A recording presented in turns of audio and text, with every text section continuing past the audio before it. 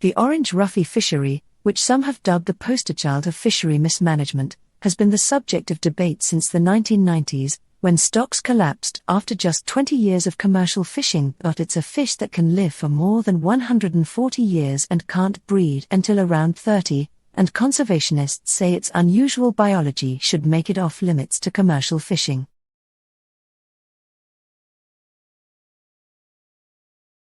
China also plans to compile and publish in 2021 the ancient Tibetan manuscripts preserved in Britain.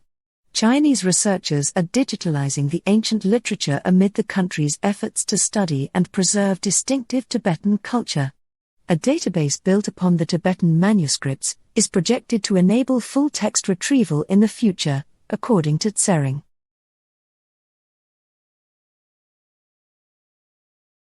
Physical activity or exercise can improve your health and reduce the risk of developing several diseases like type 2 diabetes, cancer and cardiovascular disease.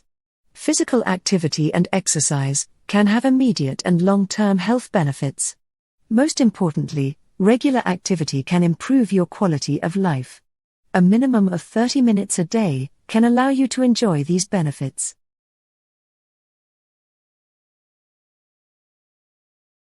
Some benefits of physical activity on brain health. External icon happen right after a session of moderate to vigorous physical activity. Benefits include improved thinking or cognition for children 6 to 13 years of age, and reduced short-term feelings of anxiety for adults. Regular physical activity can help keep your thinking, learning, and judgment skills sharp as you age.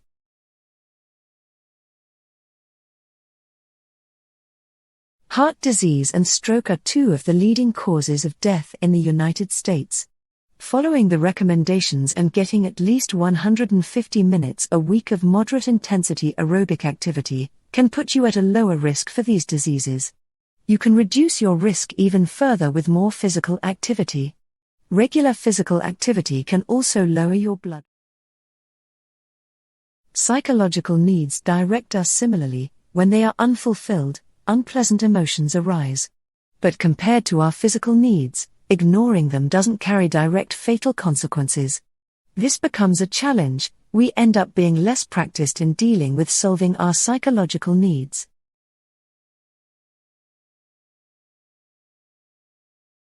Maslow's theory is based on a simple premise: human beings have needs that are hierarchically ranked.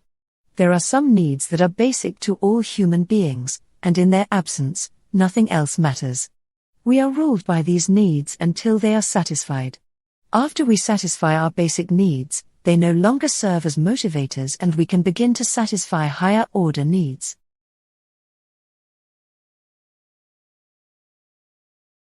Vital events constitute one of the components of population dynamics, the others are migration and, for a group like the Jews, adhesion and withdrawal. In a closed population, unaffected by migrations and by adhesions or withdrawals, the numerical evolution depends entirely on the balance of births and deaths.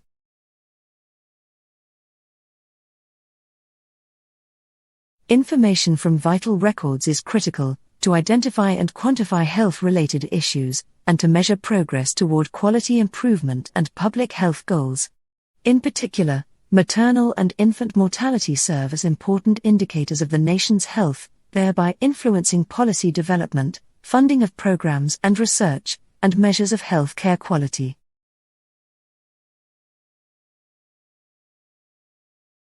What starts as occasional use of a drug, or one prescription of pain-relieving medication, for example, can get out of control as time passes, especially in times of pain or stress. You may find you need bigger doses to get the same feeling or to lessen the pain. Eventually, you may depend on the drug to feel good or to get through your day.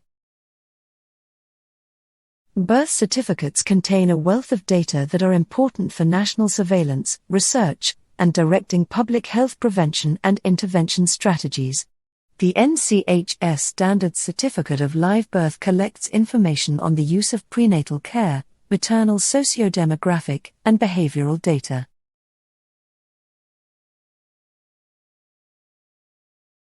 It turned out that not all Japanese diets were equal.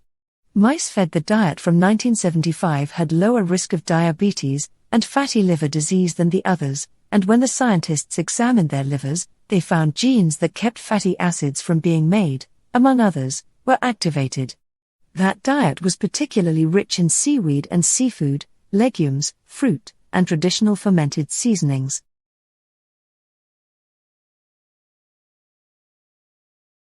All of these people spoke up against bad behavior, even in the face of immense pressure to stay silent.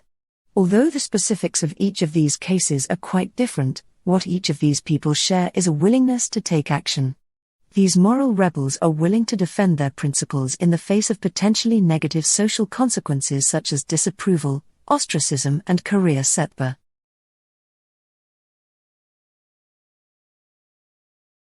Languishing in the back of cupboards and bottom of drawers are outfits that don't fit anymore, items that have gone out of fashion, or even clothes that have never been worn. In fact, according to research conducted by sociologist Sophie Woodward at the University of Manchester, on average 12% of clothes in the wardrobes of women she studied could be considered inactive.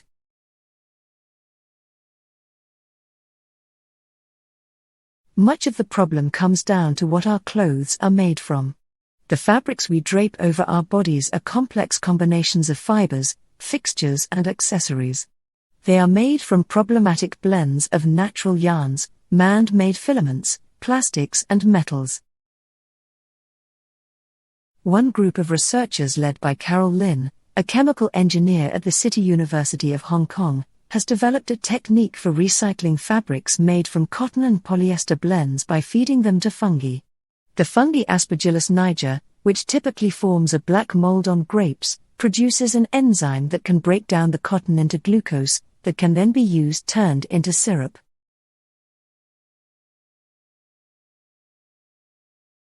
Pigments made by algal life have similar benefits, plus the added benefit of being created from renewable sources, says Krebs. You can even drink the dye they produce, she says.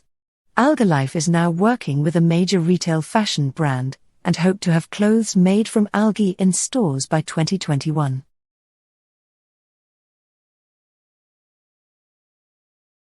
When most people try to look into the secret society's history, they find themselves in Germany with the Enlightenment-era Order of the Illuminati. It was a Bavarian secret society, founded in 1776, for intellectuals to privately group together and oppose the religious and elitist influence over daily life. It included several well-known progressives at the time but, along with the Freemasons.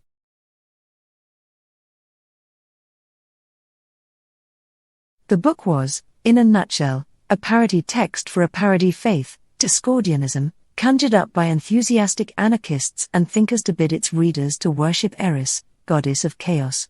The Discordian movement was ultimately a collective that wished to cause civil disobedience, practical jokes and hoaxes.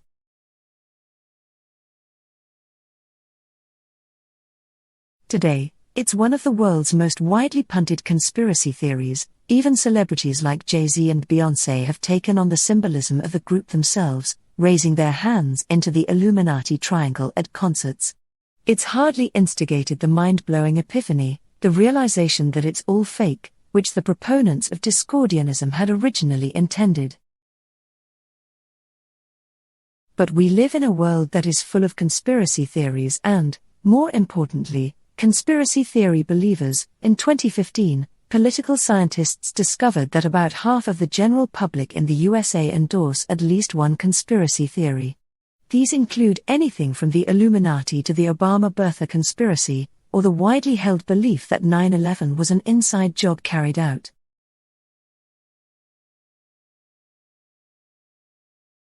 The picture that this paints of modern America is a dark one, especially for Swami, who has seen a change in who normally promotes conspiracy material. Particularly in South Asia, conspiracy theories have been a mechanism for the government to control the people. In the West, it's typically been the opposite.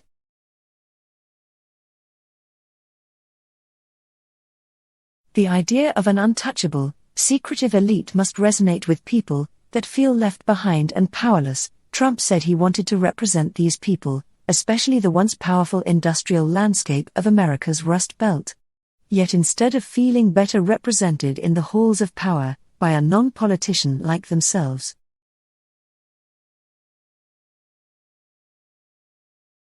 Beauty is not the only industry which has been restricted by social distancing rules. Professionals from personal trainers to tailors have found it difficult to work under the guidelines. Some have been able to continue to work using video calls. One of the first things I did when I realized the world is going virtual, I did virtual consultation, says Adanaga.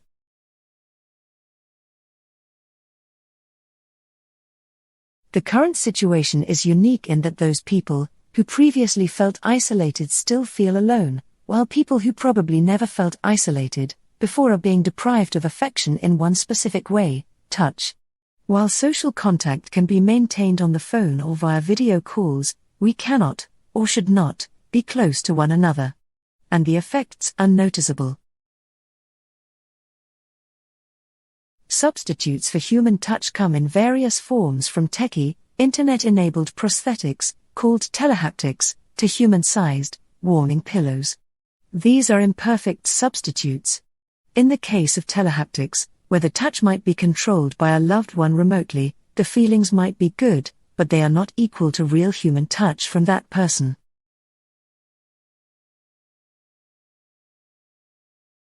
Around 85% of all textiles thrown away in the US, roughly 13 million tons in 2017, are either dumped into landfill or burned. The average American has been estimated to throw away around 37 kilograms of clothes every year. And globally, an estimated 92 million tons of textiles waste is created each year, and the equivalent per rubbish truck full of clothes ends up on landfill sites every second.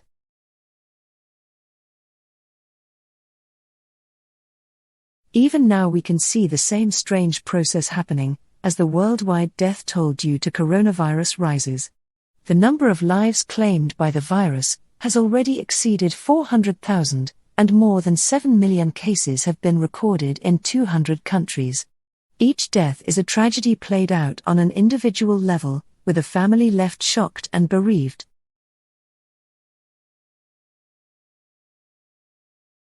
First, moral rebels generally feel good about themselves. They tend to have high self-esteem and to feel confident about their own judgment, values and ability. They also believe their own views are superior to those of others, and thus that they have a social responsibility to share those beliefs.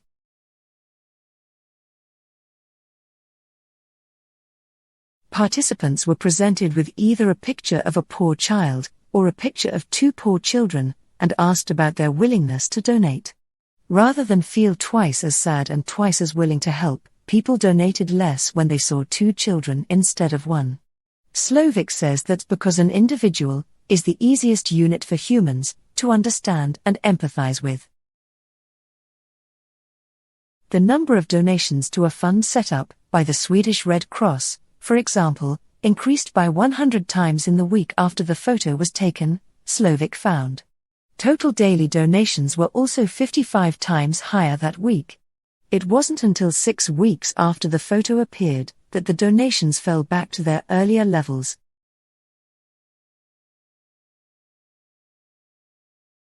Government agencies and health officials should be smart in their messaging, says Finnegan, since a change from 2 million cases to 2.1 million cases probably won't catch people's attention and motivate them to do things like avoid crowds and wear masks. Instead, messaging should be more personal and emotionally compelling.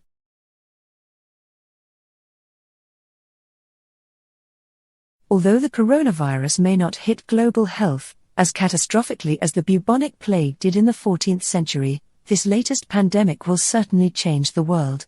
A disease may be indiscriminate in who it infects, rich or poor, but the effects it wreaks are anything but equitable between disadvantaged or privileged members of society.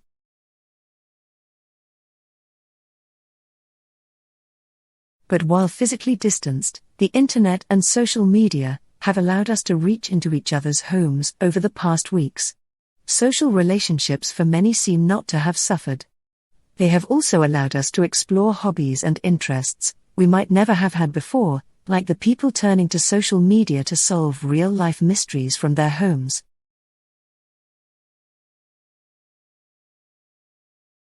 The current fashion system uses high volumes of non-renewable resources, including petroleum, extracted to produce clothes that are often used only for a short period of time, after which the materials are largely lost to landfill or incineration, says Chetna Prajapati, who studies ways of making sustainable textiles at Loughborough University in the UK.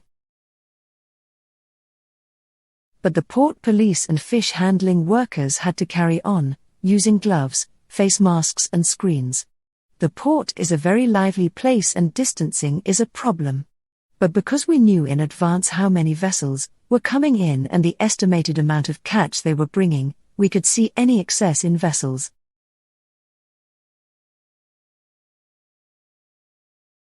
We are giving our system full transparency, as more and more consumers want to know where the fish they eat comes from, and how it was processed, whether it's sustainable and of high quality. It is also becoming increasingly important that it doesn't come from illegal, unreported and unregulated fishing.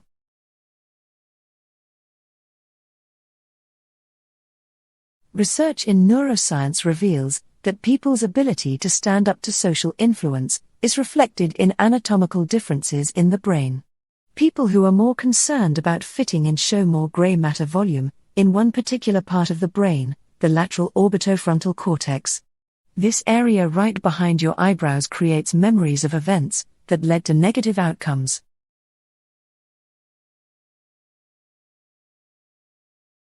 It's buzzes like this that gave us such things as the Mediterranean diet. Its popularity outside of the Mediterranean can be traced back to American nutritionist Ansel Keys and his interest in the centenarians of Italy, whose diet was lower in animal fat, back in the 1970s. In the 1990s, another nutrition researcher, Walter Willett, mentioned Japan's unusually long-lived population in a paper.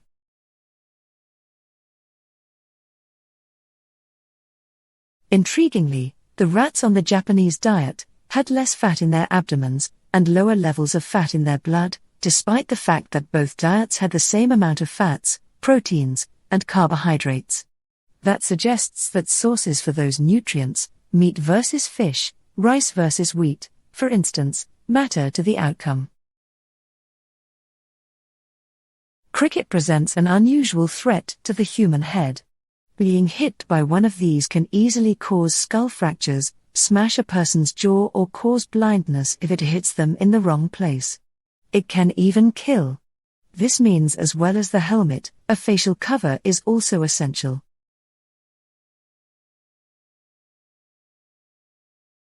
Collisions on the sports field, bike accidents, building site falls and slips and battlefield injuries, all present greater threats than we might normally face and call for additional protection for our brains. But helmets cannot simply be thick protective shells.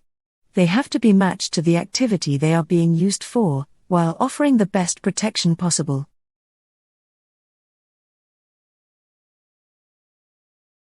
Many newer helmets are now being fitted with a feature, known as MIPS, for multidirectional impact protection system, which helps to protect against these rotational injuries.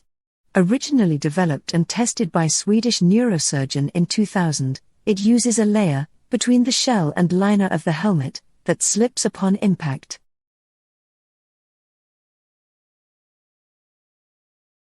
Light as they are, most cycling helmets are remarkably effective. The outer shell is a hard material such as carbon fiber or polycarbonate which spreads the blow. This is usually designed to eggshell, collapsing on impact, absorbing energy like the crumple zone in a car.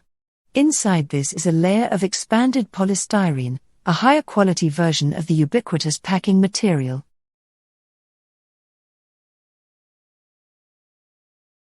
To find ethanol-tolerant yeast strains, the researchers isolated mutants that accumulated proline, which can alleviate ethanol toxicity, using a conventional mutagenesis. They also conducted whole genome sequencing analysis and performed brewing tests with sake yeast strains. Then they identified and analyzed a new mutation in a gene that increases intracellular ornithine level. A government spokeswoman said, "Negotiations are ongoing and discussions will be continuing at the next formal round in Brussels next week." The UK is a significant importer of food and other goods, and avoiding tariffs should be beneficial to both sides, particularly given our shared commitment to high regulatory standards.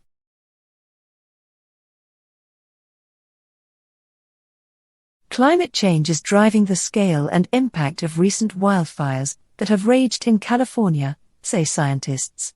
Their analysis finds an unequivocal and pervasive role for global heating in boosting the conditions for fire. California now has greater exposure to fire risks than before humans started altering the climate, the authors say.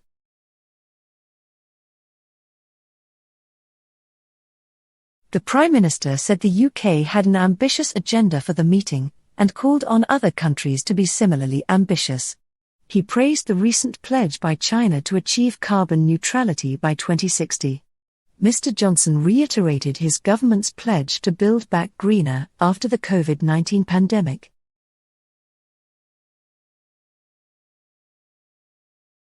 As many said at the time, bird song did sound different during lockdown, according to a scientific study.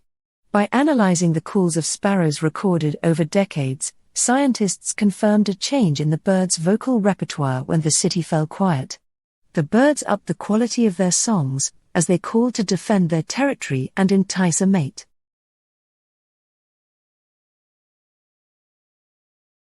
Ministers had asked industry to spec what amounted to a copy of the EU's Galileo network, now that Britain is no longer a member of the European bloc. Industry's report, which includes costings, is about to be delivered.